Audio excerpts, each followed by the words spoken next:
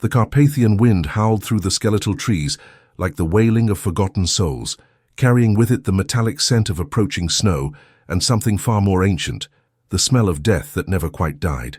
Elena Corvinus moved through the frozen forest with the silence of a predator, her breath forming ghostly plumes in the bitter air. The crossbow in her hands was an extension of her will, blessed silver bolts waiting in their quiver like prayers desperate to be answered. She had been tracking the vampire for 3 nights.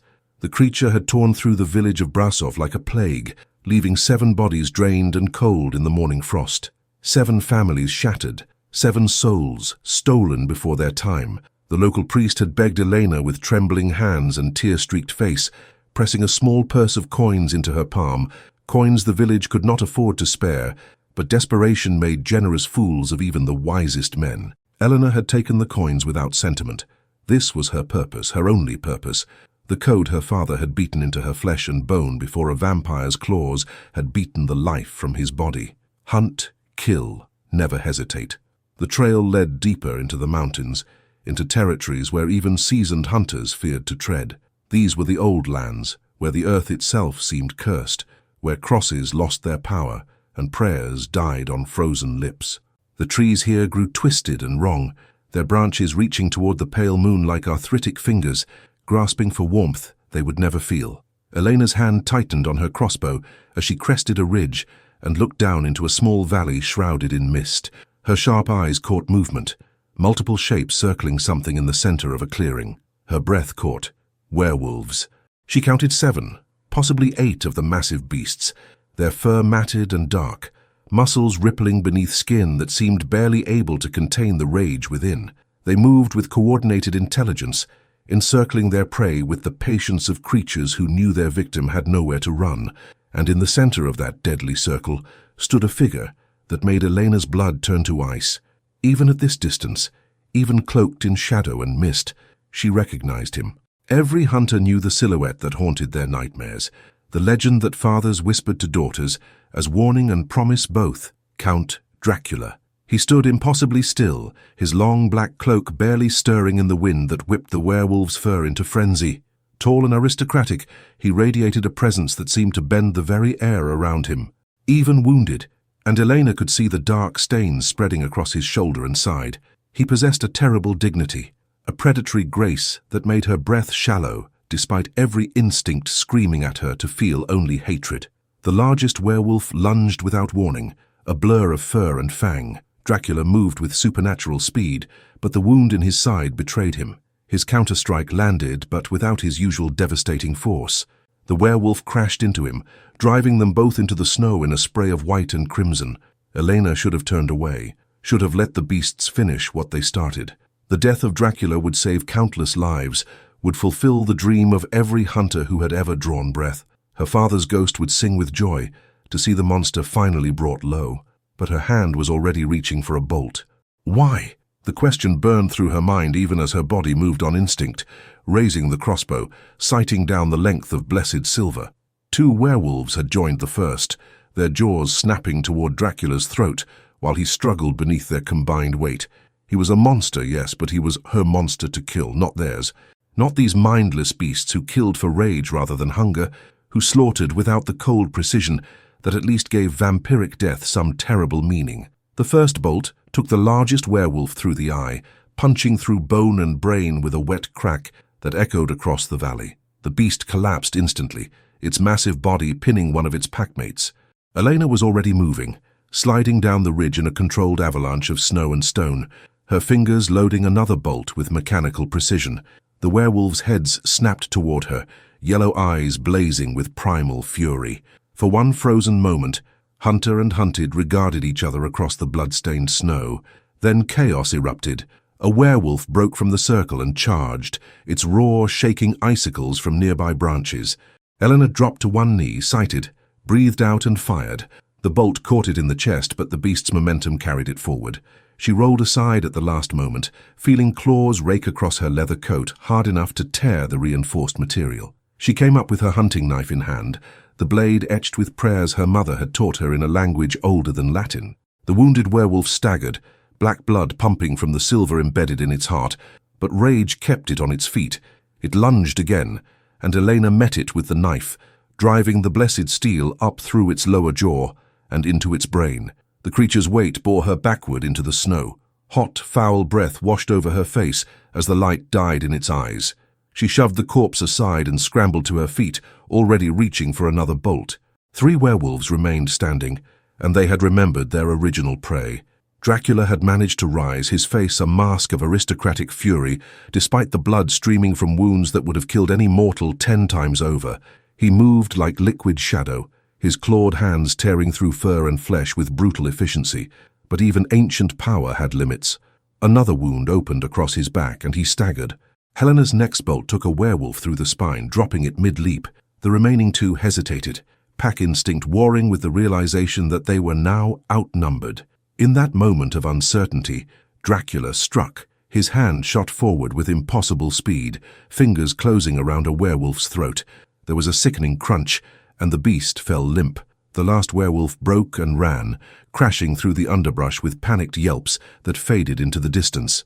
Elena kept her crossbow trained on its retreat until the sounds disappeared entirely, then slowly, very slowly, turned to face the vampire she had just saved.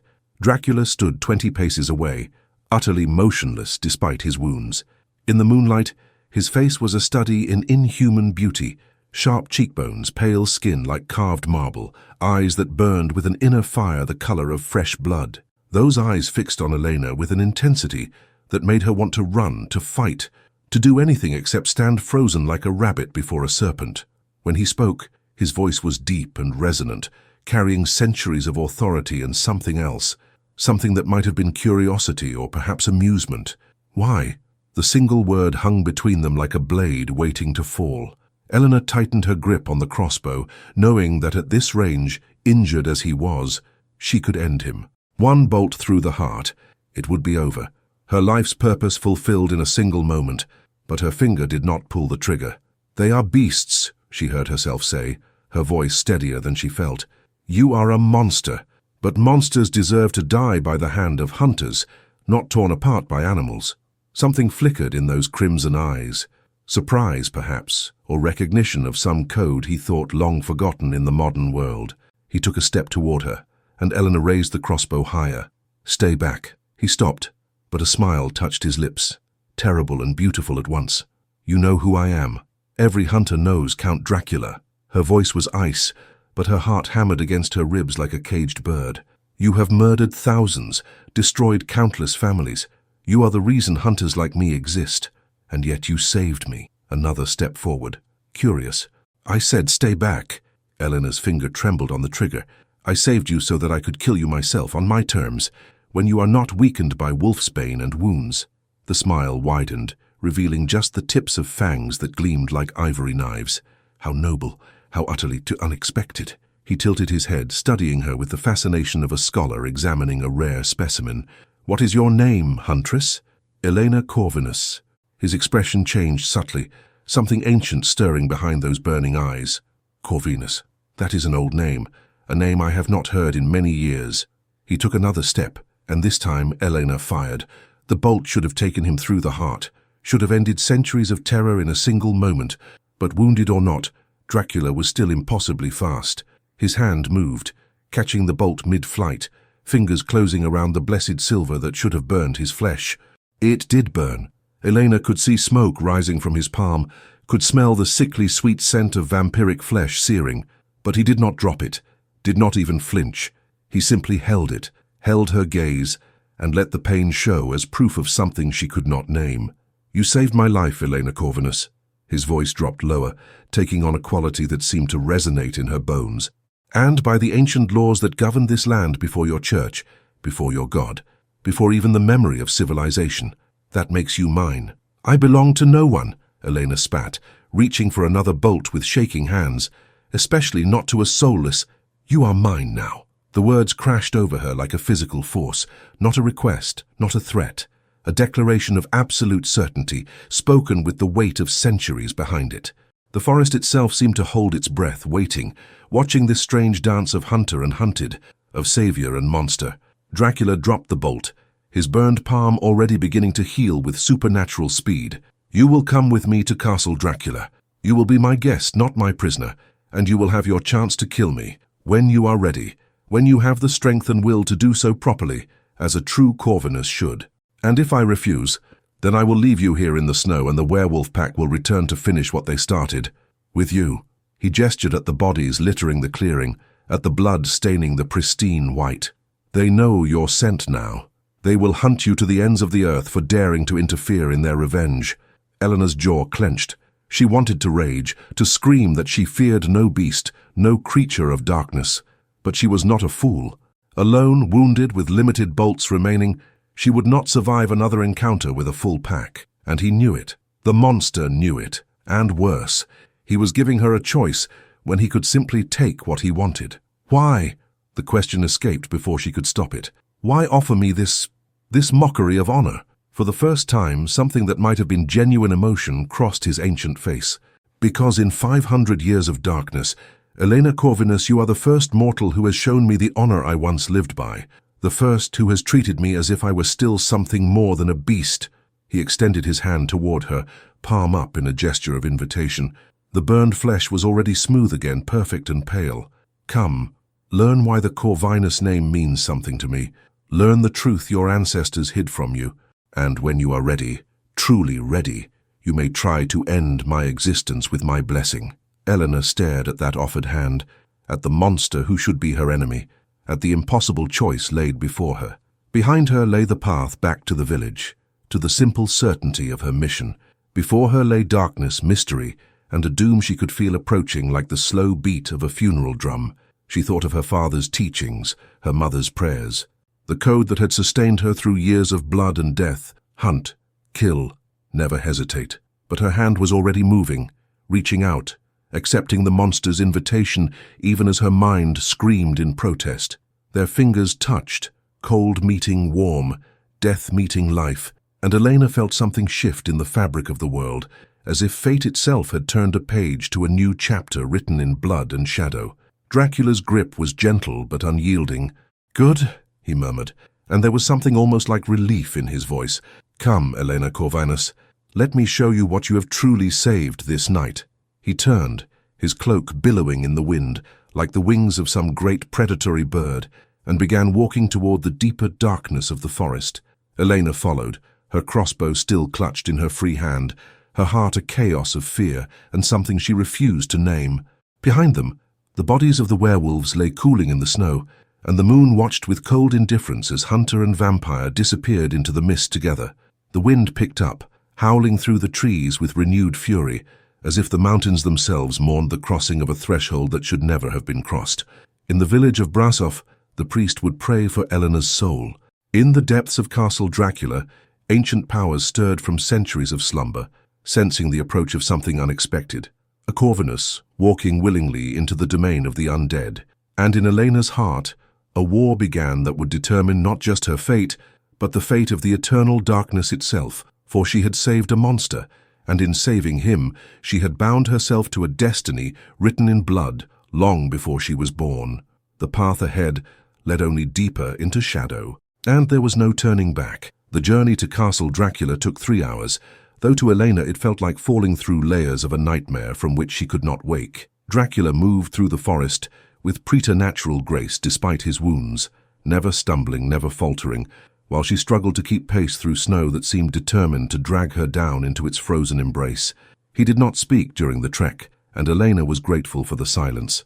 It gave her time to wrestle with the enormity of her decision, to catalogue every weapon she still carried: 3 blessed bolts, 2 silver knives, a vial of holy water, and the crucifix her mother had pressed into her hands before fever took her.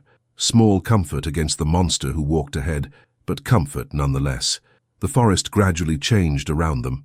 The trees grew more twisted, more ancient, their bark blackened as if by fire that had burned centuries ago and never quite gone out. Strange fungi glowed with sickly phosphorescence in the shadows, and more than once Elena glimpsed shapes moving parallel to their path, wolves perhaps, or things that had once been wolves before darkness claimed them. Then the trees ended abruptly, and Castle Dracula rose before them like a monument to damnation itself. Elena had heard the descriptions from hunters who had glimpsed it from afar, but no words could capture the terrible majesty of the structure that dominated the mountaintop. Built from black stone that seemed to devour moonlight rather than reflect it, the castle's towers clawed at the sky like accusatory fingers. Gargoyles leered from every corner, their expressions frozen in eternal torment. Windows glowed with dim red light, making the castle appear alive, a massive predator watching their approach with hunger in its eyes. A bridge of stone, crumbling in places, slick with ice, spanned a gorge so deep that Elena could not see the bottom even in the moonlight. Far below she heard the rush of water, or perhaps the whisper of voices belonging to those who had fallen and never stopped falling. "Welcome," Dracula said, his voice breaking 3 hours of silence, "to my home." Elena's hand tightened on her crossbow. "This is no home, this is a crypt." "Is there a difference?" he replied, glancing back at her with those burning eyes, "for one who has been dead for 500 years?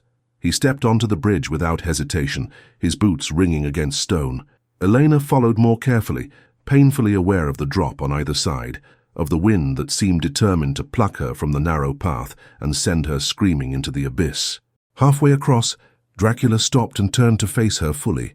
His wounds had stopped bleeding, she noticed, though dark stains still marked his clothing. "Before we enter, Elena Corvinus, I will give you one final chance to leave. Turn back now. Return to your simple life of hunting and killing, and I will not pursue you. You saved my life, and I honor that debt. But cross this threshold, enter my domain, and you accept everything that follows." "Including my death?"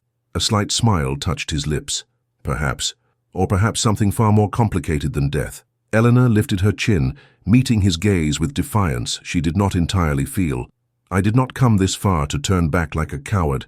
"No," he agreed, studying her with that unsettling intensity. "You are many things, huntress, but coward is not among them." He turned and continued across the bridge. The castle gates stood open, massive doors of iron-bound oak that would require a dozen men to move.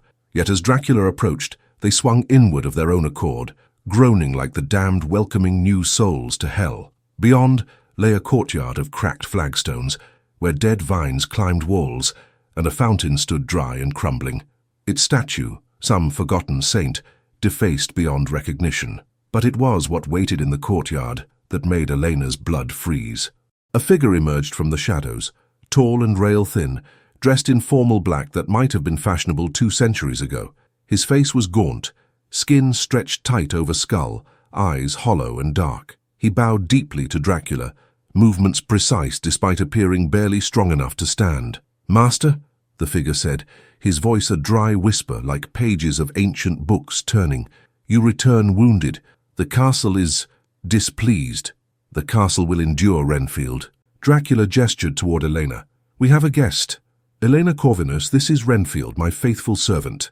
The hollow eyes fixed on Elena, with something between curiosity and hunger. "Corvinus," Renfield breathed. "How extraordinary, how utterly unexpected." He bowed to her as well, though the gesture felt more like a predator acknowledging prey. "Welcome to Castle Dracula, my lady. It has been so very long since we entertained a guest who arrived with her heart still beating." Elena's hand moved toward her knife, but Dracula raised a hand. "Renfield serves me, and what is mine he will not harm. You have my word." "The word of a monster." "Yes," Dracula agreed simply, "but a monster who keeps his promises. Come." He led her through the entrance hall, and Elena felt as if she were descending into the throat of some massive beast. The interior of the castle was a maze of corridors lit by candles that burned with flames too red, too steady, as if they fed on something other than wax. Portraits lined the walls, aristocratic faces from forgotten ages, their eyes seeming to follow Elena's passage with cold interest. They passed a dining hall with a table long enough to seat 50, set with silver that had tarnished black and goblets that Elena suspected had never held wine. They climbed stairs that spiraled upward through towers, where the wind moaned like captive souls.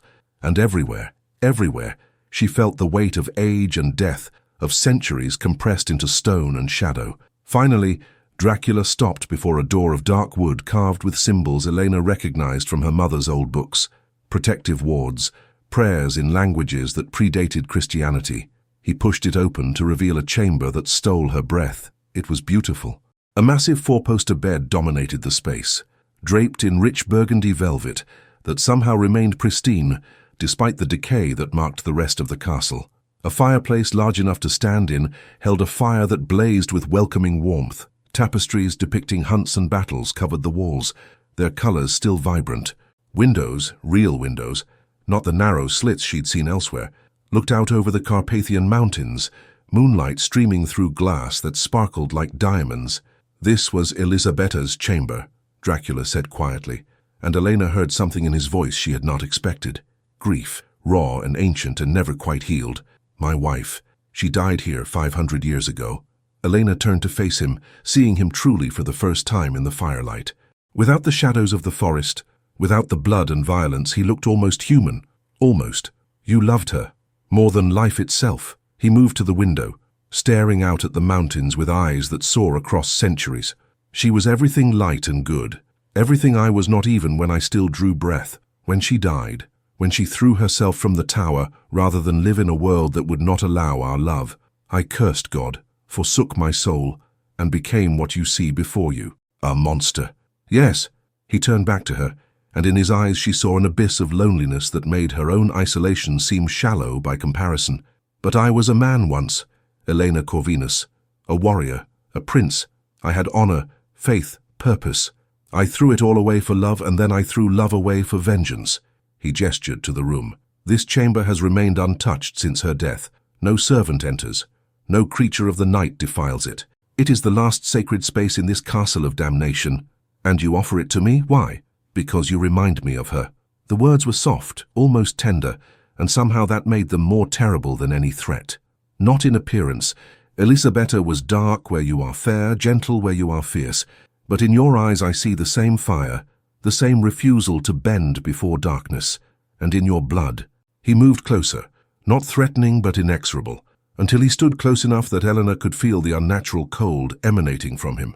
"In your blood, I smell something I have not encountered in 500 years. Something that calls to the oldest parts of me, the parts that remember being human." Elena raised her crossbow, pressing it against his chest. "Stay back." He looked down at the weapon, then back up at her face, and smiled sadly. "You will not fire. Not yet. Not until you understand." "Understand what?" "Why your name means something to me. Why the Corvinus bloodline is not just another family of hunters, but something infinitely more significant." He stepped back, giving her space, and moved to the fireplace. "Sit. Let me tell you a story that your ancestors tried to bury, tried to forget. Let me tell you the truth about who you really are." Elena did not sit, did not lower her weapon. But she listened, because something in his voice demanded it, because she had come too far to turn back now, and because, God forgive her, she wanted to know. Dracula stared into the flames, his face a study in shadow and light. 500 years ago, there was a war between the vampires and the lycans, the werewolves you saved me from tonight. It was a war that nearly destroyed both races, that turned these mountains into a charnel house where even the earth itself screamed. Neither side could gain advantage, for we were too evenly matched, too savage, too consumed by mutual hatred. He paused, and Elena saw his hands clench into fists. Then came Alexander Corvinus, a mortal man, but one who carried in his veins something unique, a bloodline that predated both vampires and lycans, a genetic anomaly that made him immune to our bites, resistant to our influence. He was the progenitor, the source from which both our races ultimately descended through different paths of corruption and mutation. Eleanor's breath caught. "That's impossible. Vampires and werewolves are supernatural. We are nature twisted by dark forces, but nature nonetheless," Dracula interrupted. Alexander Corvinus had 3 sons. One was bitten by a bat and became the first true vampire. One was bitten by a wolf and became the first true lycan. And one remained human, carrying the pure bloodline forward through generations. He turned to face her fully, and in his eyes she saw the weight of centuries of secrets. "You, Elena, are the last descendant of that 3rd son, the last pure Corvinus in existence, and your blood holds the key to something both vampires and lycans have sought for 500 years, the power to bridge the gap between life and death, between humanity and immortality, without losing the soul in the process." The room seemed to tilt around Elena. "You're lying." "I wish I were." He moved closer again, and this time she did not raise her weapon. "The werewolves who attacked me tonight, they were not simply seeking revenge for ancient grudges. They were seeking you. They have learned that a Corvinus has emerged, has been moving through their territories, killing vampires, and they intend to capture you. Use your blood to create hybrid warriors that will finally tip the balance of power in their favor. And you, Elena's voice was barely a whisper. What do you intend? Dracula was silent for a long moment, and when he spoke, his voice carried a weight that made the flames in the fireplace flicker. I intend to protect you, to teach you what you truly are, and perhaps, if the gods I cursed 500 years ago have any mercy left, to find in you something I lost when Elisabetta died. What? Hope. The single word hung between them like a prayer in a cathedral of the damned. Helena felt tears burning behind her eyes and hated herself for the weakness. I came here to kill you. I know. He reached out slowly, giving her time to pull away, and touched her cheek with cold fingers. And perhaps you still will. But first, let me show you what you are capable of. Let me reveal the destiny your ancestors tried to hide. Let me... A howl shattered the moment, rising from somewhere far below in the castle. It was answered by another, then another, until the night itself seemed filled with the savage chorus of lycans gathering for war. Dracula's expression hardened, the momentary vulnerability vanishing behind centuries of predatory instinct. They have found us faster than I anticipated. The pack is large and they have brought allies. He moved to the window, looking down at the courtyard where shapes were emerging from the darkness, massive, fur-covered forms that prowled the perimeter with deadly intent. How many? Elena asked, already counting bolts, calculating angles. Too many for even me to face in my current condition. They will lay siege to the castle, wait for dawn, then use the sunlight to force me into hiding while they search for you. He turned to her, and in his eyes was something fierce and terrible. This is your last chance, Elena Corvinus. Run now, take your chances in the mountains, and perhaps you will escape. Or stand with me, fight alongside the monster you swore to kill, and learn what you truly are. Elena looked at the door, at the path that led back to her simple life of hunting and killing. Then she looked at Dracula, at the creature who had shown her honor when he could have simply taken what he wanted, who had offered her truth when lies would have been easier. She thought of her father's teachings, her mother's prayers, the code that had sustained her through years of blood and death, and she realized that everything she had believed, everything she had been taught, was built on foundations of sand. Hunt, kill, never hesitate. But what if the monsters were not always the enemy? What if the true enemy was ignorance, was fear, was the refusal to see beyond the simple categories of good and evil? She lowered her crossbow and met his gaze with steady eyes. Tell me how to kill werewolves. Tell me how to protect this castle. And when this night is over, Count Dracula, tell me everything about the Corvinus bloodline. Something that might have been respect, or perhaps admiration, flickered in his ancient eyes. As you wish. He moved to a cabinet and withdrew weapons Elena had never seen before, blades of silver and steel folded together, a compound bow that thrummed with latent power, bolts tipped with wolfsbane and blessed metal. Your ancestors were not merely hunters, he said, handing her the weapons with reverence. They were warriors who stood between the mortal world and the supernatural. They kept the balance, ensured that neither vampire nor lycan grew too powerful, too destructive. You are the heir to that legacy, whether you choose to accept it or not. Another howl, closer now, the sound of claws on stone.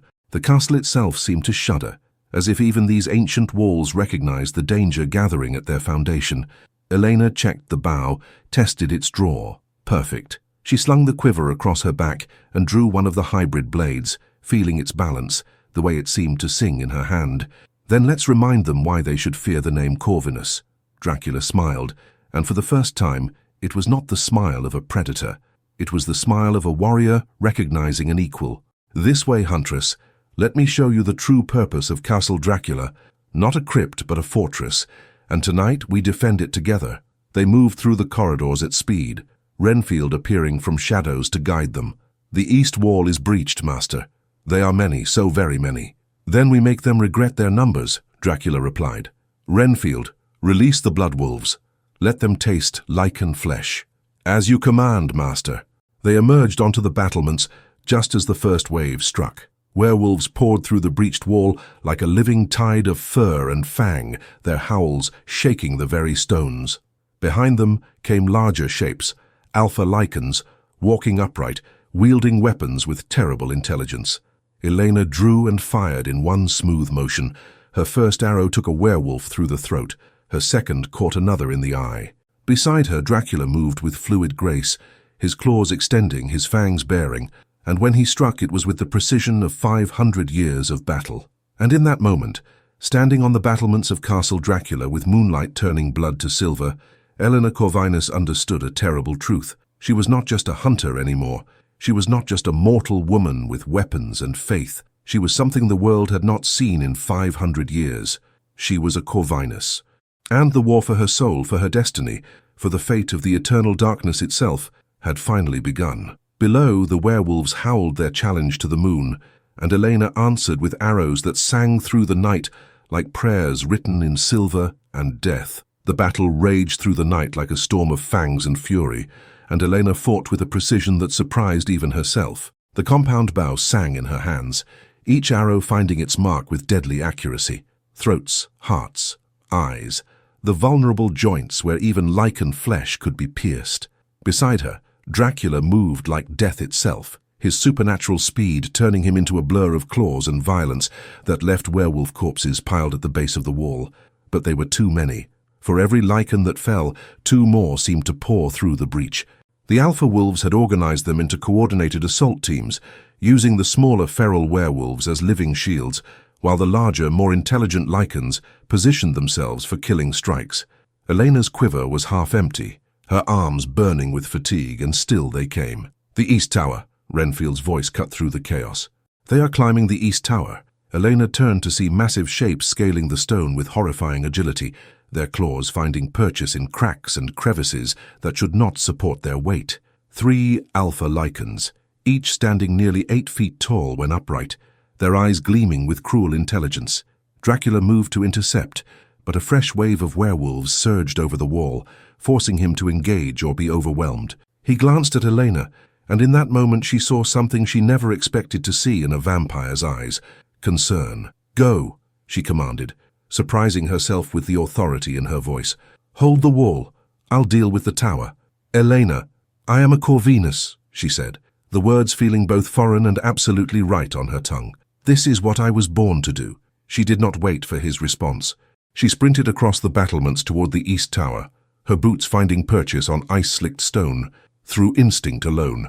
Behind her, she heard Dracula's roar as he tore into the lycan horde with renewed fury, buying her the seconds she needed. The tower door stood open, and Elena plunged into darkness without hesitation. The stairway spiraled upward, lit only by occasional torches that cast dancing shadows on walls, carved with protective symbols that seemed to pulse with faint light. She could hear the lycans above, their claws scratching against stone, their growls echoing down the shaft like promises of violence.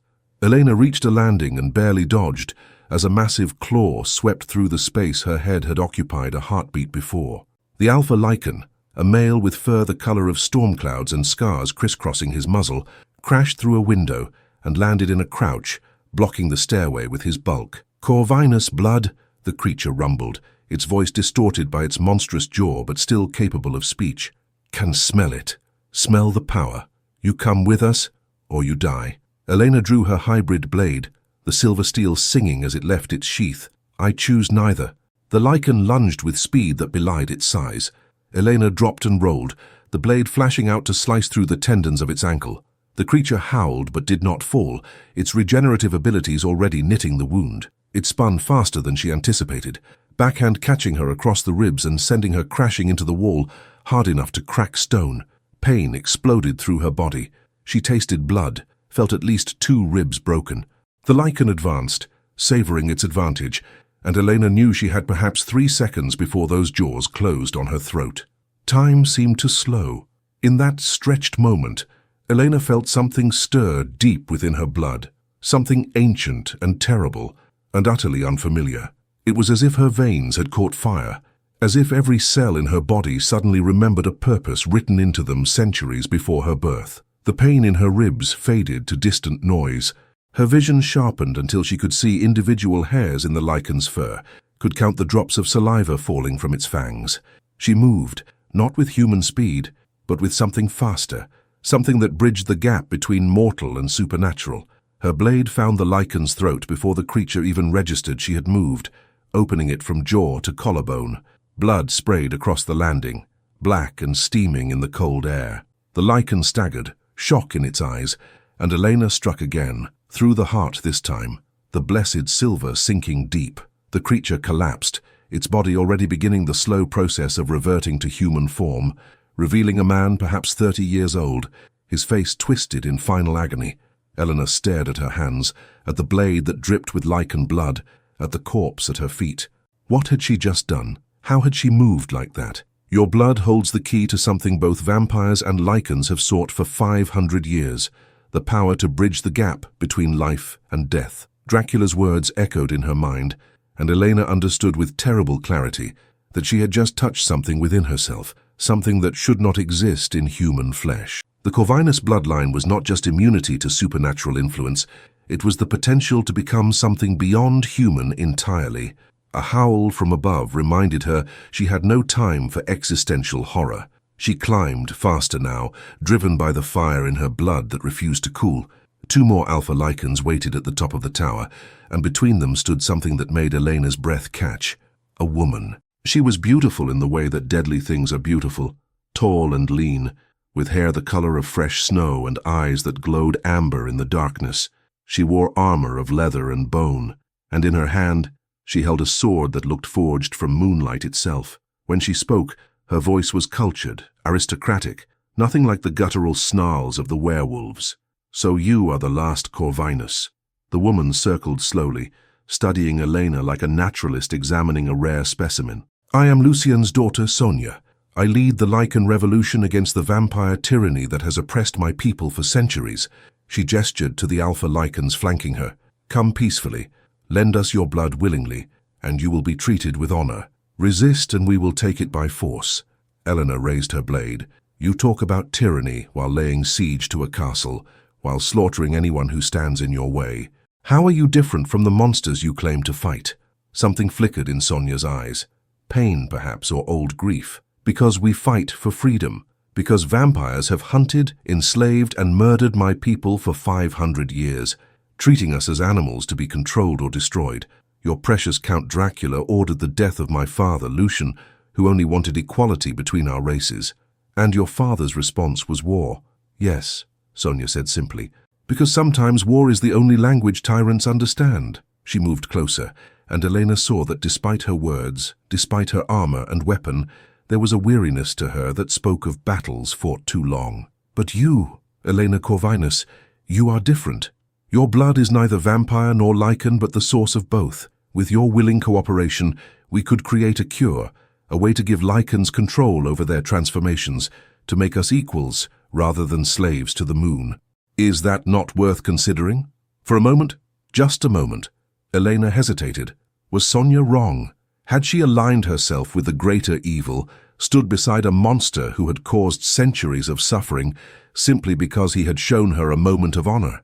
Was the lycan cause not just? Then she remembered the villages the werewolves had torn through, the innocent dead, the children who would never grow old. She remembered that war, no matter how justified its origins, always devoured the innocent along with the guilty.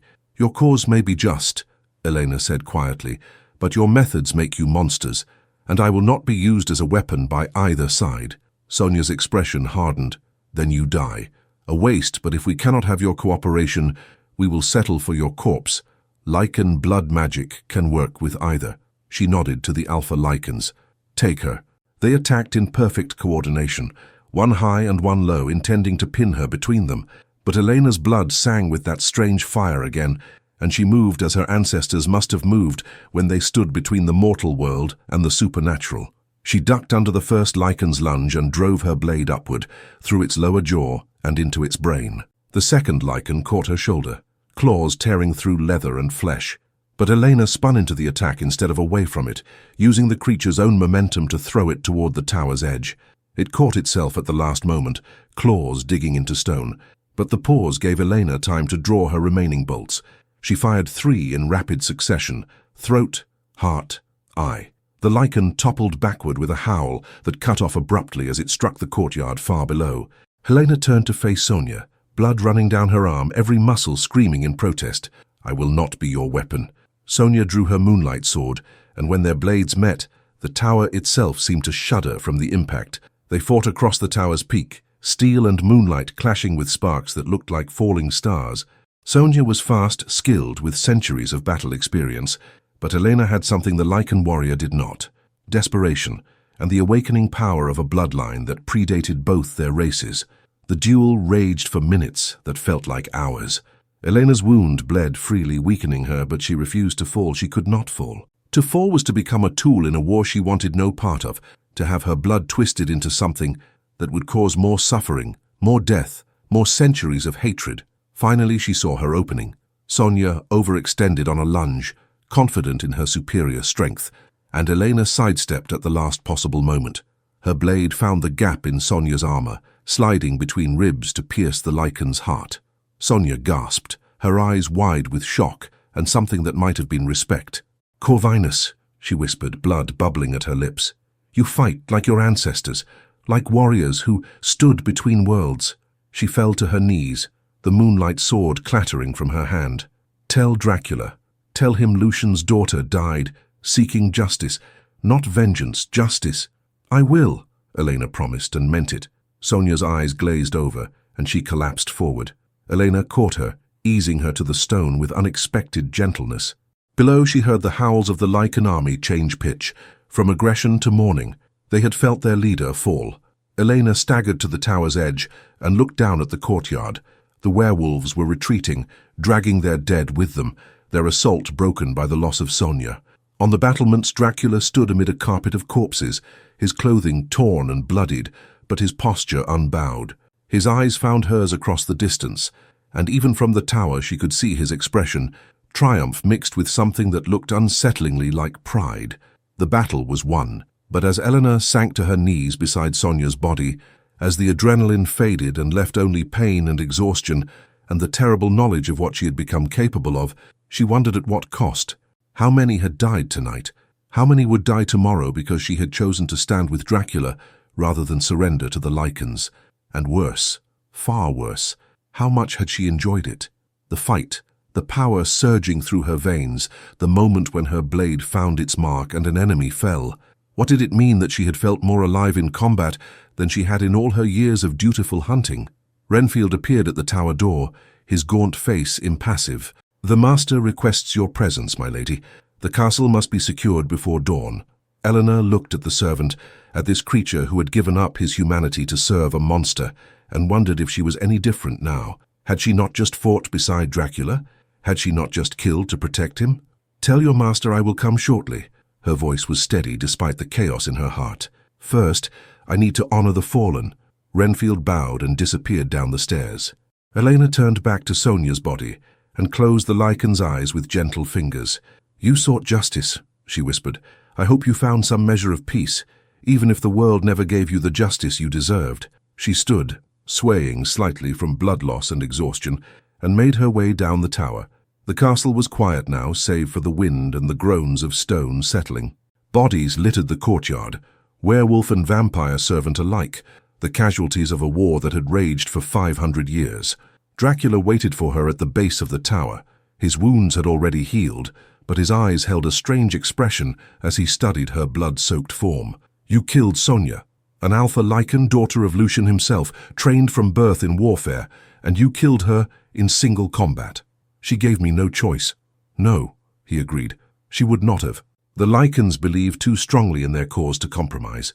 He reached out and touched her wounded shoulder, his cold fingers surprisingly gentle. "You are bleeding, badly. We should—" "What am I becoming?" The question burst from Elena like a confession.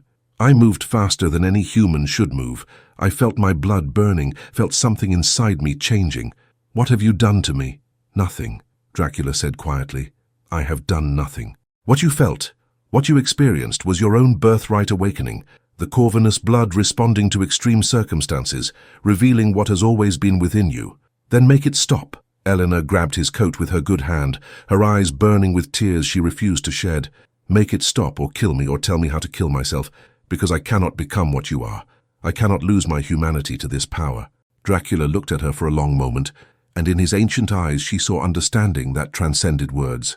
"Come," he said finally, "let me tend your wounds, and while I do, I will tell you the truth about the Corvinus bloodline, not the legend, not the myth, but the reality, and then you can decide what you wish to become." He led her back through the castle, past the carnage, past Renfield, who was already organizing the cleanup, to a chamber she had not seen before. It was smaller than Elisabetta's room, more intimate, with shelves holding books in languages Elena could not read, and a table covered with instruments that looked medical, alchemical, and arcane all at once. "Sit," Dracula commanded, and Elena obeyed, too exhausted to argue. He brought water, cloth, and substances that stung when he applied them to her wounds, but stopped the bleeding with supernatural efficiency. His touch was careful, almost tender, and Elena found herself relaxing despite every instinct that told her to remain wary. The Corvinus bloodline, Dracula began as he worked, was not created by magic or divine intervention. It was created by plague. Elena looked up sharply. What? Alexander Corvinus was a Hungarian warlord in the early days of the Dark Ages. He and his village were struck by a plague unlike any the world had seen before, one that killed almost everyone it touched, but for a few rare individuals, it changed them instead, transformed them at a genetic level, rewrote their very biology to survive the disease. He finished binding her shoulder and sat back, his expression distant with memory. Alexander was one of those rare survivors. The plague made him immortal, not undead like me, but truly immortal. He could not age, could not sicken, could regenerate from nearly any wound, and he passed that altered bloodline to his 3 sons, who became the first vampire, the first lycan, and the first pure bloodline, Elena finished. You told me this. What I did not tell you is what happened to those who inherited the pure bloodline. Dracula's voice dropped lower. They did not gain Alexander's immortality. That gift died with him. But they gained something else, the ability to channel the power of both vampire and lycan without succumbing to the curse of either. They could move with supernatural speed and strength when needed, could heal faster than mortals, could sense the presence of the undead and the lycans with perfect accuracy. He leaned forward, capturing her gaze with his own. They were the balance, Elena. The warriors who stood between humanity and the supernatural, who ensured that neither side grew too powerful, too destructive, and for centuries they fulfilled that role perfectly. Until what? Until they were hunted to extinction by those they sought to balance. His voice was bitter now. Vampires feared them because they could not be turned. Lycans hated them because they could not be infected. And humans resented them because they were different, because they had power that seemed unnatural. So both sides conspired, and in a single night 500 years ago, every known Corvinus was slaughtered. Elena felt cold seeping into her bones that had nothing to do with the temperature. Everyone. I thought so. I believed the line had ended, that the balance keepers were gone forever. Dracula reached out and touched her cheek, his cold fingers against her warm skin. Until tonight, when I smelled your blood and recognized what you are. The last Corvinus. The final heir to a legacy that should have died centuries ago. Why did you not tell the lycans? Elena asked. Why not use me as they wanted to, create this cure they spoke of? Because I've seen what happens when power is used as a tool, when blood becomes a weapon. His hand dropped away, and he stood, moving to the window where dawn was beginning to paint the sky in shades of grey. I used my power for vengeance, and it created 500 years of darkness. I will not be responsible for unleashing another 500 years of war, even if the cause seems just. He turned back to her, and in his eyes was something Elena had never expected to see in a vampire, vulnerability. And because, God help me, I see in you something I thought lost forever, something worth protecting, not exploiting, something that reminds me why I was human once, why I fought for honor and justice before love and loss twisted me into this. Elena stood on trembling legs and crossed to where he stood. Outside, the sun was rising, its first rays touching the mountains with gold. Dracula flinched back from the window, and Elena saw smoke beginning to rise from his exposed skin. Without thinking, she reached out and pulled the heavy curtains closed, plunging the room into protective darkness. They stood close together in the shadows, hunter and vampire, mortal and immortal, and the air between them seemed charged with possibilities that terrified and fascinated Elena in equal measure. I should kill you, she whispered. Yes, he agreed. You should. I should take my weapons and leave this castle and never look back. Yes, but I cannot. The admission felt like tearing out a piece of her soul, because you have shown me a world larger and more complex than I ever imagined. Because you have treated me with more honor than most humans ever have, and because, God forgive me, I want to understand what I am becoming, and you are the only one who can teach me." Dracula's hand rose to cup her face, his thumb tracing the line of her jaw with impossible gentleness. "Then stay, Elena Corvinus.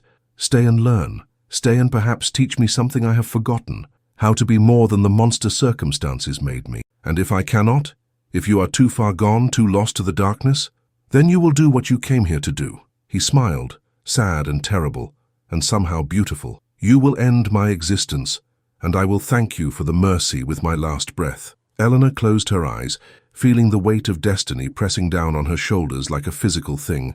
She was no longer just a hunter, no longer just a mortal woman with weapons and faith. She was a Corvinus, the last of her kind, standing between light and darkness, with the fate of both hanging in the balance.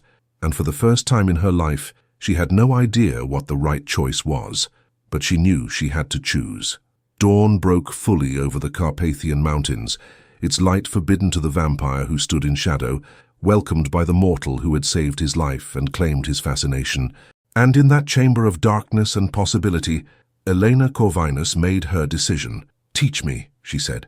"Teach me everything, and when I have learned all there is to know, we will see which of us survives the reckoning." Dracula bowed his head, and when he looked up, his eyes burned with something that might have been hope or hunger, or perhaps both. "As you wish, my lady, as you wish." Outside, the world turned on, ignorant of the pact made in darkness, of the alliance formed between hunter and hunted. But in the mountains, the werewolves howled their grief and rage, knowing that their greatest enemy had found an unexpected ally. The war was far from over. It was only beginning. The days that followed the siege blurred together in Elena's memory, like ink bleeding across wet parchment. She slept in Elisabetta's chamber, surrounded by the ghost of a love that had ended in tragedy 500 years ago, and woke each evening to find Dracula waiting, patient, watchful, ready to continue her education into the world she had unknowingly been born to inhabit. He taught her first to understand her blood. In a chamber deep within the castle's foundations, where stone walls were carved with symbols that predated written language, Dracula guided Elena through exercises that seemed part meditation, part martial discipline, and part something she had no name for. He showed her how to feel the power coiled within her veins, how to summon it not through rage or desperation, as she had in battle, but through conscious will. "Your blood is a river," he explained, his voice echoing off ancient stone.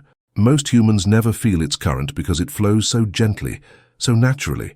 But your river runs faster, deeper, carrying something in its depths that others lack. You must learn to navigate those depths without drowning." Elena sat cross-legged on the cold floor, eyes closed, trying to sense what he described. At first she felt nothing but her own heartbeat, her own breath. But gradually, as minutes stretched into hours, she began to perceive something else, a warmth that seemed to originate not from her core, but from everywhere at once, as if her entire body were a furnace banking embers that needed only the right fuel to roar into flame. "I feel it," she whispered. "Good. Now draw on it. Not much. Just a trickle. Let it flow into your limbs, your muscles. Feel how it changes you." She obeyed and gasped as strength flooded through her. Not the violent surge she had experienced in combat, but something subtler, more controlled. She opened her eyes and found Dracula watching her with an expression she could not quite read. "Stand," he commanded. Elena rose fluidly, gracefully, feeling as if gravity had loosened its hold on her. Dracula moved to a rack of weapons and selected a sword, real steel, heavy and deadly. He tossed it to her, and she caught it one-handed, surprised by how light it felt, despite its obvious weight. "Strike at me," he said. "What?" "Strike at me as if you mean to kill me. Do not hold back." Elena hesitated only a moment before attacking. She had been trained since childhood in sword work, had killed vampires and monsters with blade and bolt, but this was different. She moved with speed that should have been impossible, her strike coming from an angle designed to be unpredictable. Dracula deflected it effortlessly. They fought across the chamber, blade meeting bare hand as Dracula dodged, parried, and countered with patient precision. He never struck to harm, only to teach, each touch a correction, each block a lesson. Elena felt her control growing, felt herself learning to modulate the power flowing through her, to use it not as a blunt instrument, but as a scalpel. Finally, Dracula caught her blade between his palms and held it motionless, despite her enhanced strength pushing against his grip. "Enough, you learn quickly. Elena was breathing hard but not exhausted. Her Corvinus blood was already replenishing her stamina at a rate no normal human could match. How long can I maintain this? Hours if necessary, though it will drain you afterward. The power is not infinite. It draws from your life force, from the energy your body generates. Use it too freely, and you will collapse. He released her blade. That is why your ancestors trained rigorously. They needed the discipline to know when to unleash their gifts and when to conserve them. Over the following nights, Dracula taught her other skills: how to sense the presence of vampires and lycans, to detect the subtle wrongness they brought into the world, how to move in perfect silence despite her enhanced speed, how to read the intentions of supernatural creatures in their body language, their scent, the infinitesimal tells that betrayed them. He showed her the castle's library, a vast collection of texts in dozens of languages spanning centuries, books on alchemy, demonology, theology, biology, the accumulated knowledge of immortal existence. Elena spent hours reading accounts of the ancient world, of the wars between vampires and lycans, of her own ancestors who had stood between the races and tried to maintain balance. She learned that the Corvinus warriors had not been mindless killers or simple hunters. They had been diplomats, judges, peacekeepers. They had established territories where vampires and lycans could exist without encroaching on human populations. They had enforced laws that prevented either race from creating too many of their kind, from spreading their curse indiscriminately. They were not perfect, Dracula said one evening, as they stood in the library surrounded by the weight of history. Your ancestors made mistakes, showed favoritism, sometimes let personal prejudice cloud their judgment, but they tried. For 3 centuries they maintained a fragile peace through their efforts. What destroyed them? Elena asked, though she suspected she knew the answer. Pride, fear, the inevitable human failing of believing oneself righteous. Dracula's voice was heavy with old sorrow. A faction of vampires and a faction of lycans separately came to the same conclusion, that the Corvinus warriors were the true threat, that without them their respective races could claim dominance. So they made a temporary alliance, the only one in recorded history, and in a single coordinated strike they slaughtered every Corvinus they could find. He moved to a window, staring out at the mountains that held so many graves. I was young then, barely a century into undeath, and I did nothing to stop it. I stood aside and let it happen because I believed the vampires' propaganda, believed that the Corvinus line had grown too powerful, too controlling, one of my greatest shames. Elena joined him at the window, studying his profile in the candlelight. Yet you protect me now, because I have had 500 years to understand my mistake. 500 years to see what the world becomes without balance, without someone standing between the darkness and humanity. He turned to face her fully. And because you are not just the last Corvinus, you are perhaps the only one capable of restoring what was lost. I am one woman, Elena protested. How can I balance anything? How can I stand against entire races of immortal beings? The same way your ancestors did. Through strength, yes, but also through compassion. Through understanding that both vampires and lycans are victims of their own nature, cursed by circumstances they did not choose. Through being willing to protect both when they are vulnerable and punish both when they overstep. He reached out and took her hand, his cold fingers intertwining with her warm ones. You saved my life when you could have let me die. That was compassion. You killed Sonia when she gave you no choice. That was strength. You possess both qualities, Elena. That makes you dangerous to those who would abuse power, and invaluable to those who seek peace. Elena looked down at their joined hands, hunter and vampire, mortal and immortal, warmth and cold. It should have felt wrong, should have made her skin crawl with revulsion. Instead, it felt strangely natural, as if this connection had been waiting to form since the moment she pulled her first bolt from a werewolf's corpse. Teach me more, she said quietly. Teach me everything you know. I want to be worthy of this legacy. Something that might have been tenderness crossed Dracula's ancient face. You already are, but I will teach you nonetheless. The nights continued, each one bringing new knowledge, new skills, new understanding. Dracula showed her how vampires were created, the ritual of blood exchange that bound maker to progeny. He explained the lycan curse, how the first bite infected the bloodstream and rewrote human DNA into something capable of shape-shifting under the moon's influence. He taught her the politics of the vampire courts, the complex hierarchies and ancient grudges that shaped immortal society. He revealed the structure of lycan packs, the alpha dominance and pack bonds that held their society together. He prepared her for a world she had glimpsed only through the lens of a hunter's scope, never truly understanding the complexity she was destroying.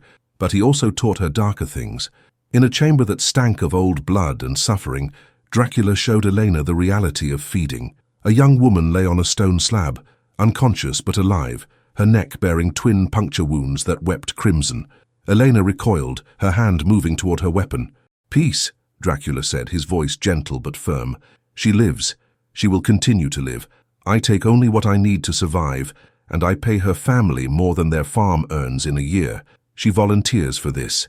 Volunteers to be prey. Volunteers to help her family survive the winter, to ensure her siblings eat and her father can pay his debts." Dracula's expression was impossible to read. "I am a monster, Elena. I will not pretend otherwise. I kill to survive, have killed thousands over centuries, but I have learned to minimize the harm, to take from those who can afford to give, to ensure that my existence does not require wholesale slaughter." He moved to the woman and checked her pulse with surprising tenderness. "This is the reality you must understand if you are to judge fairly between the races. Vampires need blood, lycans need to hunt. These are not choices. They are biological imperatives as undeniable as your need to breathe. The question is not whether these needs exist, but how those who possess them choose to satisfy them." Elena forced herself to approach the woman, to see her not as a victim but as a person who had made a choice. Perhaps not a good choice, perhaps not one Elena would make, but a choice nonetheless. There are vampires who do not feed this way, who kill indiscriminately. Yes. And there are lycans who hunt humans for sport, who spread their curse deliberately to build their armies. Both races have monsters among them who give in entirely to their nature, who become the beasts I suspect you have hunted most of your life. Dracula covered the woman with a blanket and gestured toward the door, but both races also have those who fight against their nature, who try to retain their humanity despite the curse they carry. It is those we must protect, Elena, those who struggle to be more than their worst impulses. As the weeks passed, Elena lost track of how many time moved strangely in the eternal twilight of Castle Dracula. She found herself changing in ways that had nothing to do with her Corvinus blood. Her worldview, so black and white when she arrived, began to develop shades of grey that disturbed and enlightened her in equal measure. She met other vampires who resided in the castle, lesser immortals who served Dracula, not from compulsion but from genuine loyalty. A former scholar who had been turned while dying of consumption and now maintained the library with zealous care. A warrior woman who had been dying on a battlefield when Dracula offered her a choice between death and undeath, and who now trained the castle's defenses. A child, frozen forever at 12 years old, who had been turned to spare him from a plague, and who now spent his eternal existence reading, learning, growing mentally, if not physically. These were not the mindless monsters of her training. They were people. Cursed people, yes, but people nonetheless. They laughed, they argued, they mourned and celebrated, and lived lives that were recognizably human despite being technically dead. Elena found herself beginning to understand Dracula's point. The question was not whether vampires and lycans were monsters. By definition, they were. The question was whether they were only monsters, or whether they retained enough humanity to be worth saving from themselves. One evening, as Elena practiced her sword work in the training yard under the cold watch of the stars, Dracula approached with an expression that made her lower her blade.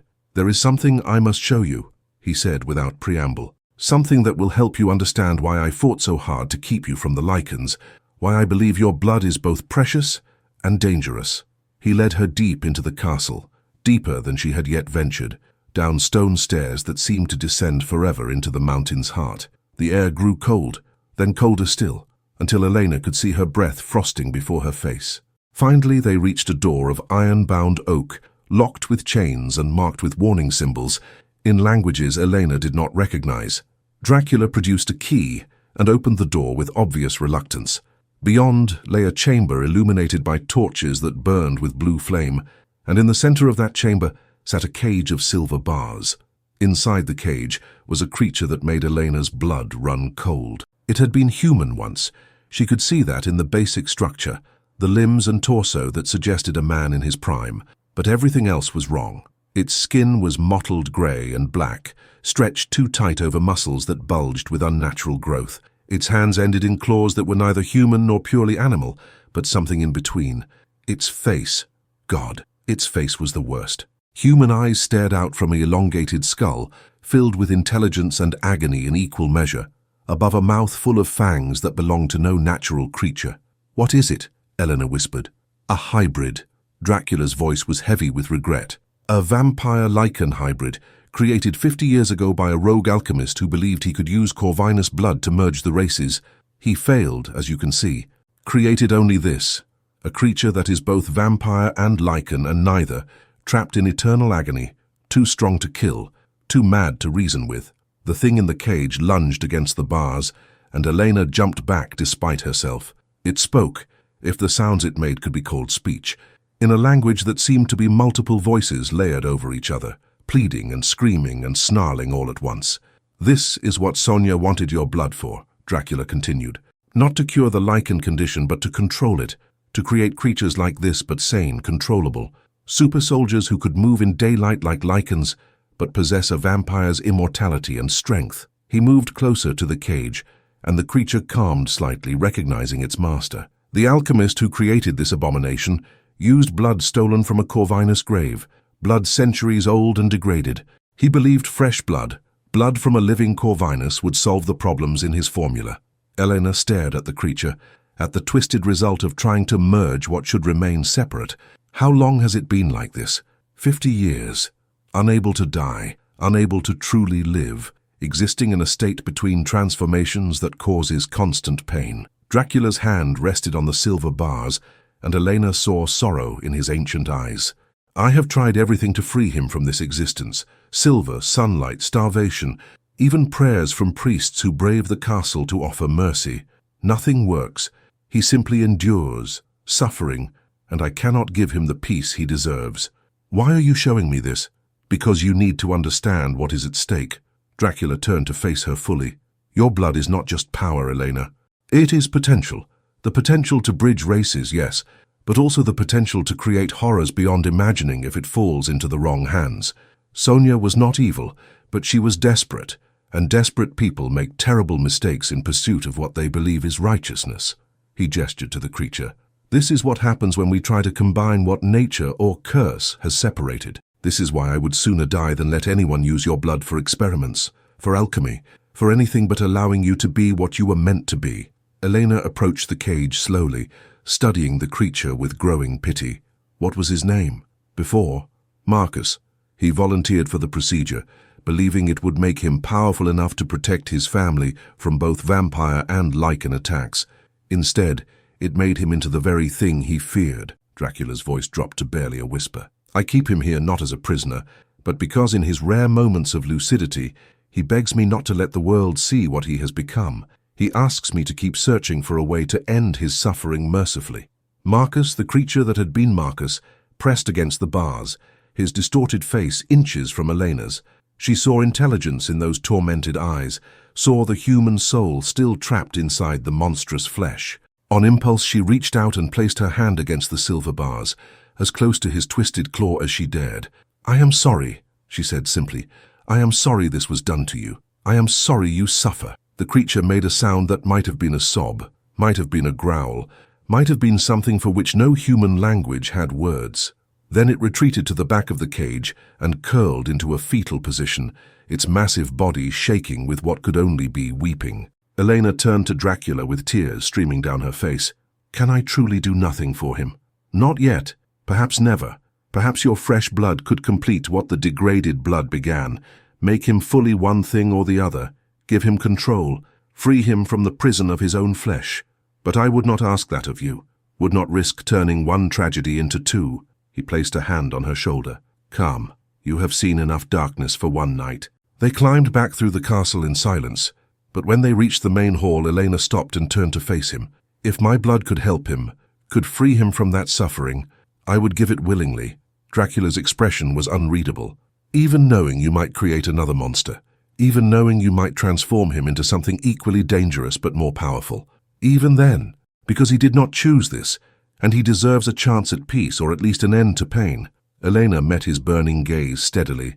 "Is that not what you wanted to teach me? That compassion matters even, especially when extended to monsters?"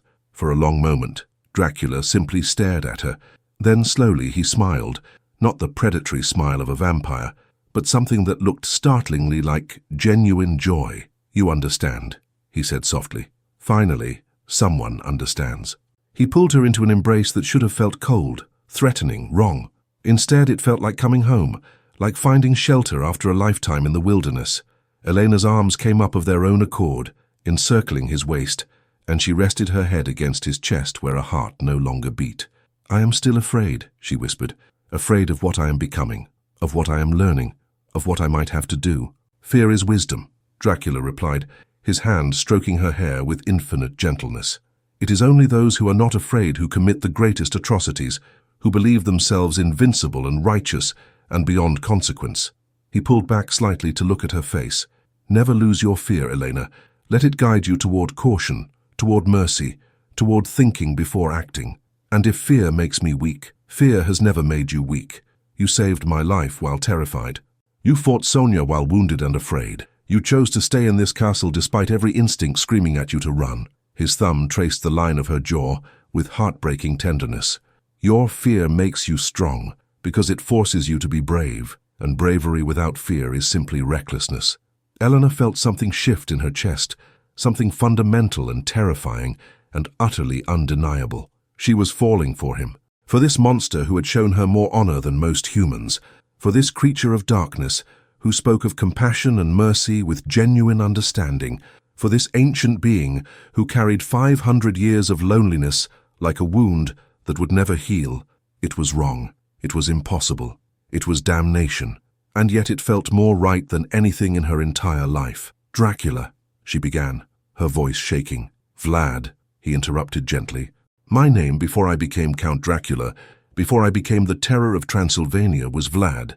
Only Elisabetta called me by that name, but I would be honored if you would as well." "Vlad," Elena repeated, tasting the name, finding it fit him better than his title ever could. "I think I am making a terrible mistake." "Undoubtedly," he agreed, his eyes searching hers with an intensity that stole her breath. "But perhaps some mistakes are worth making.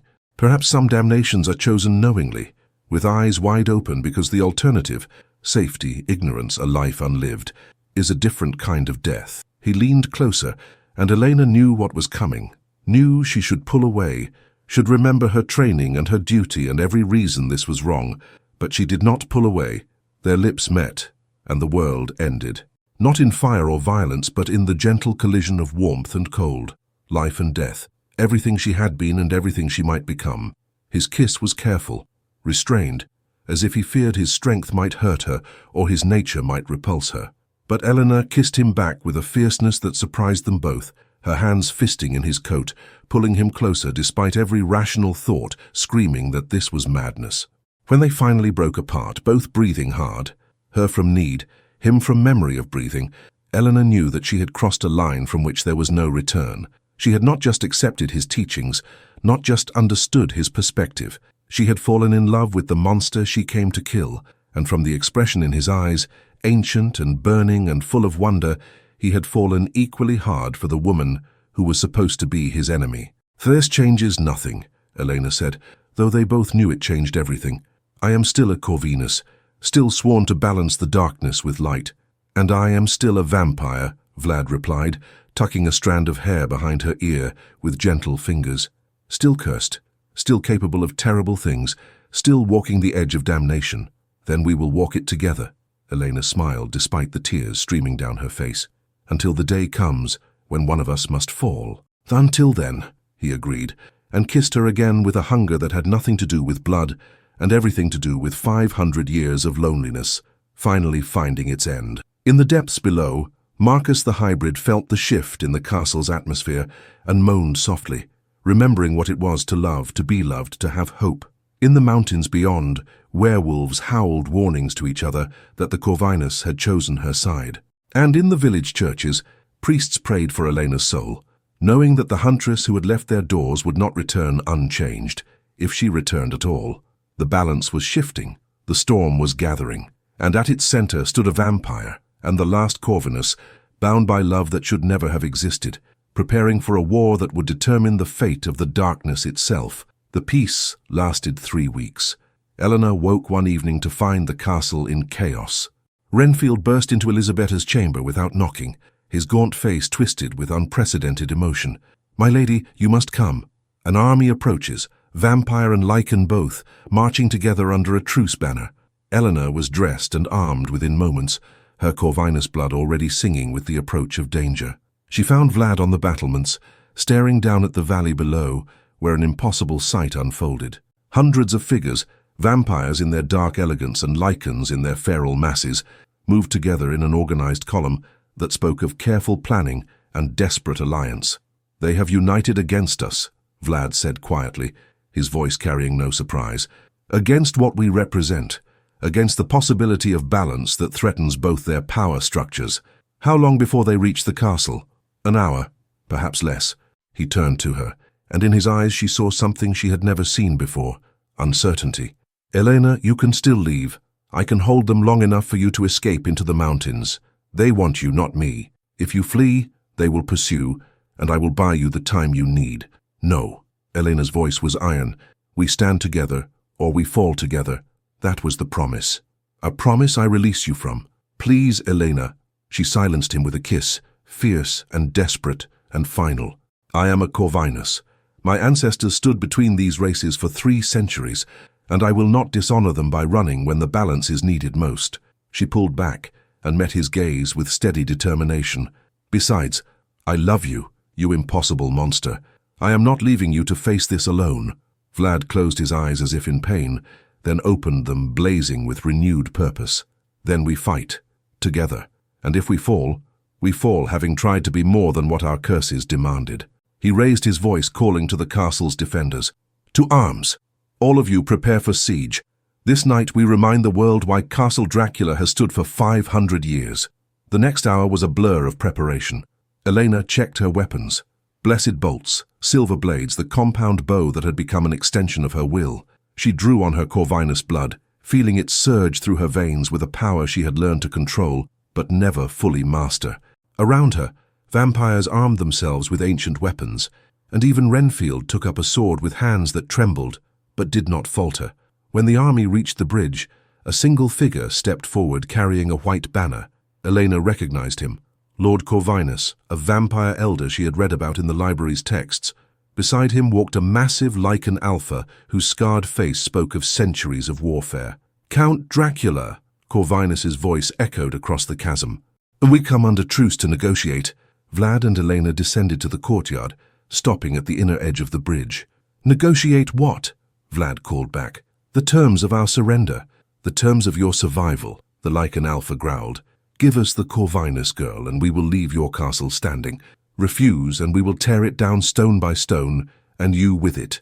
"She has a name," Elena called out, stepping forward. "Elena Corvinus, last of my line, and I stand here of my own free will. If you want me, you will have to take me." Lord Corvinus's expression twisted with something between frustration and regret. "Child, you do not understand what is at stake. Your blood could end centuries of war, could create a cure that would free lycans from their curse and give vampires the ability to walk in daylight.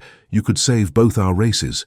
By becoming a laboratory experiment," Elena shot back. "By letting you bleed me dry for your alchemy.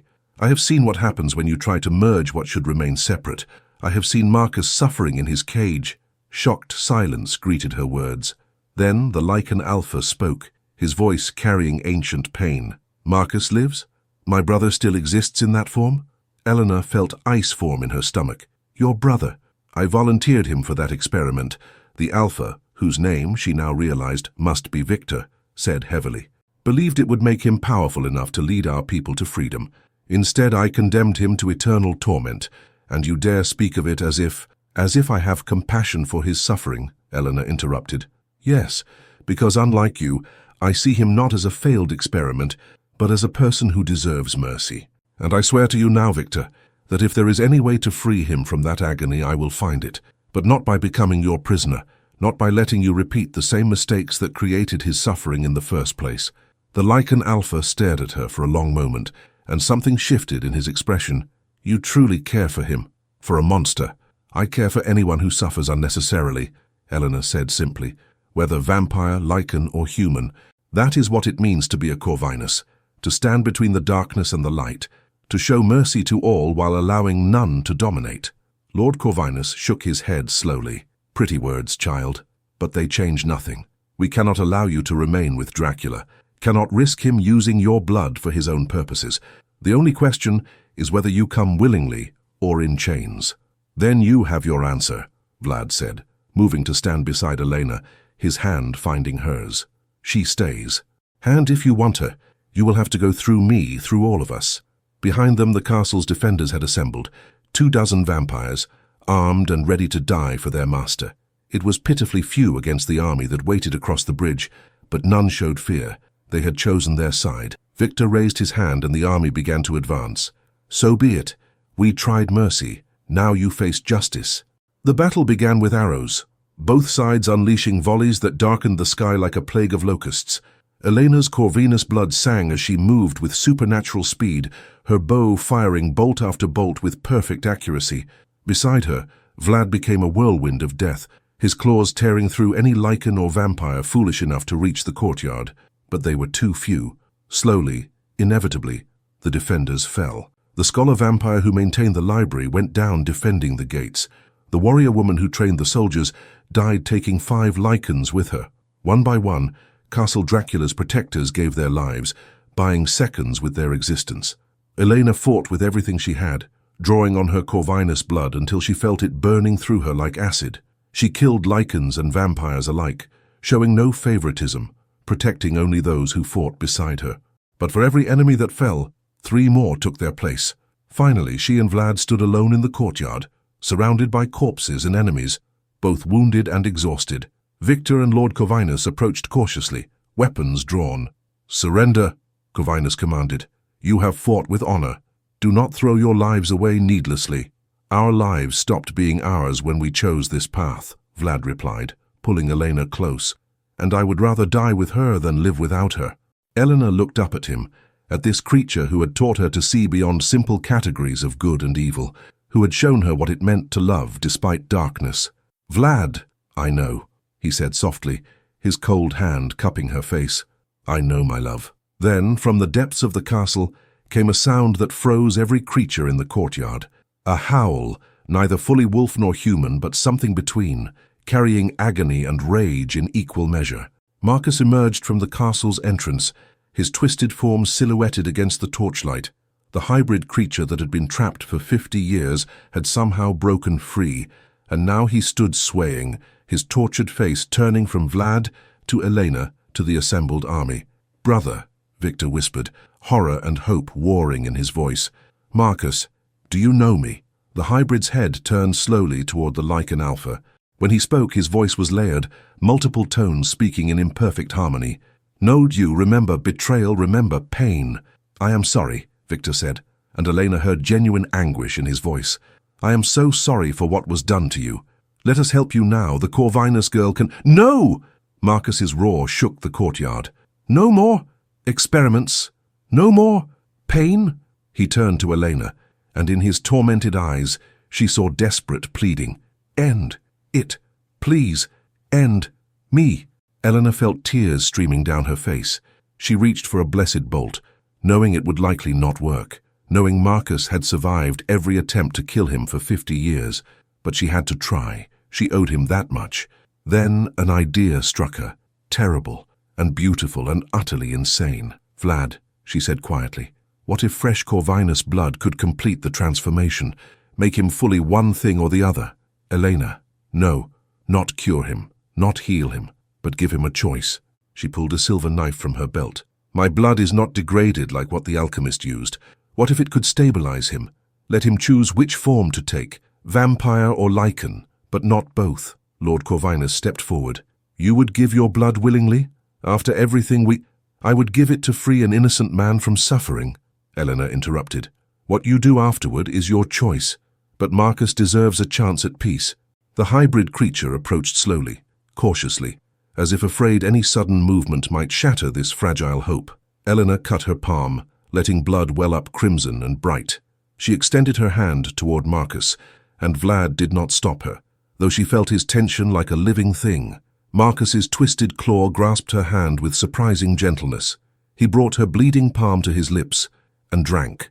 The transformation was instantaneous and horrifying. Marcus screamed, a sound of pure agony that seemed to tear reality itself. His body convulsed, bones breaking and reforming, flesh rippling like water. The assembled army watched in silent horror as the hybrid form that had persisted for 50 years finally broke. When the transformation ended, a man knelt in the courtyard. Not a monster, not a hybrid, but a man, scarred and aged by 50 years of torment, but human, fully, completely human. The Corvinus blood had not made him vampire or lycan, but had stripped away both curses, leaving only what he had been before the experiment. "I am myself," Marcus whispered, staring at his hands, human hands, without claws or fur or unnatural strength. "I am free." Victor fell to his knees beside his brother, weeping openly. "Marcus, my brother, what have I done to you?" "Gave me hell," Marcus replied, but his voice held no anger, only exhaustion. "But she gave me peace." He looked at Elena with tears streaming down his scarred face. Thank you for seeing me as more than an experiment, more than a failure." Elena swayed, the blood loss and expenditure of power catching up with her.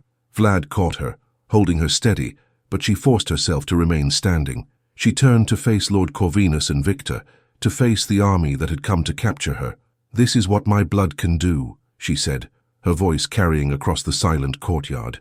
"Not create super soldiers, not merge races that should remain separate, but restore choice, free those who suffer from curses they did not choose." She gestured to Marcus. "This is the purpose of the Corvinus bloodline, not to dominate, not to control, but to offer balance and mercy where there is only darkness." Lord Corvinus stared at her for a long moment, and Elena saw calculation in his ancient eyes. "You would do this for others? Use your blood to cure those who wish to be free of their curses?" "Willingly given, never taken by force," Elena confirmed, "and only for those who truly wish it, who suffer from their nature rather than embrace it. I will not strip anyone of their identity, but I will offer freedom to those who desire it." "And what of those who prefer to remain as they are?" Victor asked, still cradling his restored brother. "What of vampires and lycans who have accepted their nature, who do not wish to change?" "They remain as they are," Elena said simply. "I am not here to cure races, but to restore balance, to offer choice where there was only fate, and to stand between your races as my ancestors did, ensuring that neither grows too powerful, neither commits atrocities unchecked." Vlad's arm tightened around her waist, supporting her trembling form. "She speaks for both of us. Castle Dracula becomes what it was always meant to be, neutral ground where vampire and lycan can come for sanctuary, for justice, for mercy, where humans can live without fear of being prey, where balance is maintained not through force, but through wisdom." The army stirred, murmurs running through both vampire and lycan ranks. Elena saw the conflict in their faces. They had come for war, for capture, for dominance. What they found was an offer of peace built on principles they had forgotten. Lord Corvinus and Victor exchanged a long look, a silent conversation passing between ancient enemies. Finally, Corvinus spoke. "A trial, 1 year. We will honor this truce. We'll send those who wish to be free of their curses to Castle Dracula for Elena's judgment. If she proves fair, if she truly stands between our races rather than favoring one, then we will accept this new balance." "And if she does not?" Vlad asked. "Then we return," Victor said grimly, "and there will be no more mercy." Elena straightened, pulling away from Vlad's support, though she swayed with exhaustion. "I accept your terms. 1 year to prove that a Corvinus can still maintain balance, that compassion and justice can coexist, that we need not be enemies simply because we are different." She extended her bleeding hand, not in supplication, but in offering. "Let this blood seal the pact. No more experiments, no more forced transformations, only choice freely given and freely accepted." Lord Corvinus stepped forward and pressed his palm to hers, vampire flesh against human warmth. "Agreed." Victor followed, his lycan strength gentle as it closed around her small hand. "Agreed." The army began to withdraw, slowly at first, then with increasing speed as the reality of peace, however fragile, settled over them. Within an hour the valley was empty, save for the dead and the defenders of Castle Dracula who had survived. Elena collapsed into Vlad's arms, her strength finally failing. He carried her through the ruined courtyard, past the bodies of those who had died defending their impossible stand, to Elisabetta's chamber, where he laid her gently on the burgundy velvet. "You were magnificent," he whispered, brushing hair back from her pale face. "Absolutely magnificent. But what you did was insane, dangerous, could have killed you." "But it worked," Elena murmured, too exhausted to open her eyes. "We have our chance. 1 year to prove that balance is possible." "And after that year?" Vlad asked softly. "What then, my love?" "Then we continue, year after year, decade after decade, for as long as I live." She opened her eyes and looked at him, really looked at him. "I cannot be with you forever, Vlad. I am mortal, and you are eternal. But I can give you my years, every one that remains, to build this peace, to honor what my ancestors tried to create, and what we might yet achieve together." Pain crossed his ancient face. "I will watch you age, watch you die, watch you leave me as Elisabetta did." "Yes," Elena said, reaching up to touch his face, "but you will not be alone in darkness anymore, and perhaps, when I am gone, you will find another to carry on this work. Someone who believes in balance, in mercy, in standing between the light and shadow." Vlad caught her hand and pressed it to his lips. "There will never be another you. Then you will endure alone, as you have endured for 500 years. Elena smiled sadly. "But you will endure with purpose, with hope, with the knowledge that what we built together matters. That is all any of us can ask for, to leave the world better than we found it, even if we cannot stay to see the full harvest of what we plant." They lay together as the sun rose beyond the mountains, Vlad in shadow and Elena in the light that streamed through the window. They spoke of the future, of vampires and lycans who might come seeking freedom, of how to judge fairly between races, of how to maintain balance without becoming tyrants themselves. And they spoke of love, impossible, forbidden, beautiful love that bridged life and death, light and darkness, everything that divided the world into simple categories. In the days that followed, Castle Dracula began its transformation. Renfield recruited new servants, both human and vampire. Marcus, restored to humanity but forever changed by his ordeal, chose to stay and help guide others who sought freedom from supernatural curses. Victor sent emissaries with lycans who wished to be human again, to escape the slavery of the moon. Lord Corvinus sent vampires who had grown weary of their immortal existence, who wanted to feel the sun again, even if it meant accepting death. Elena judged each case carefully, denying as many as she granted. She turned away those who sought cure out of momentary weakness, who had not fully considered what they would lose. She rejected those who wanted power rather than freedom, who saw her blood as a tool rather than a gift, and she granted mercy to those who truly suffered, who had fought against their curses for decades or centuries and deserved peace at last. Word spread through the supernatural world. The Corvinus had returned, and with her, the possibility of choice. Castle Dracula became what it had not been in 500 years, a place of hope rather than dread, of sanctuary rather than terror. Months passed, then years. Elena grew into her role, becoming not just the last Corvinus but the first of a new generation, wiser, more compassionate, better equipped to navigate the complex morality of the supernatural world. She trained others, humans with the courage to stand between races, to offer judgment without prejudice, and through it all, Vlad stood beside her. He watched her age, subtle at first, barely noticeable, but inevitable nonetheless. Silver threads appeared in her golden hair. Lines formed around her eyes from years of smiling, of squinting in thought, of bearing the weight of impossible choices. Her movements remained fluid, enhanced by the Corvinus blood, but slower than they once were. He loved her more with each passing year.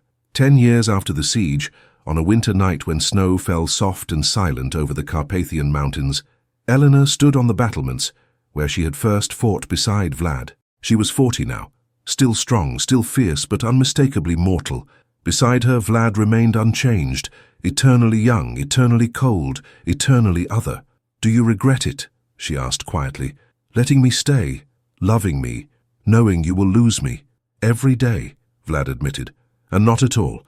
You have given me 10 years of purpose, of hope, of being more than the monster I became. How could I regret that, even knowing the price?"